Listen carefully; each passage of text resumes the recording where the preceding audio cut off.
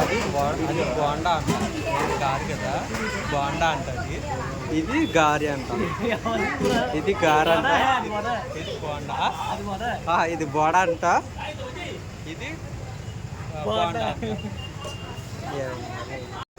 నేనైతే గూడూరులో ఉన్నానండి. గూడూరులో అయితే ఇలాగ సాంబార్ కూడా వేస్తారు ఫ్రీగాని చికెన్.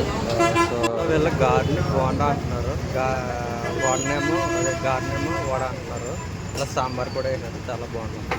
నా వర్క్ అయితే అయిపోయింది, మధ్యాహ్నం అయితే వచ్చింది, భోజనానికి అయితే వచ్చాము. 80 రూపాయలు అంట. చూసారా, పెద్ద పెట్టరు కర్రీస్ ఇక్కడ, ఓన్లీ బీట్రూట్, పప్పు, పచ్చడి, చట్నీలు వేస్తారు, సాంబార్ వేస్తారు, రసం వేస్తారు.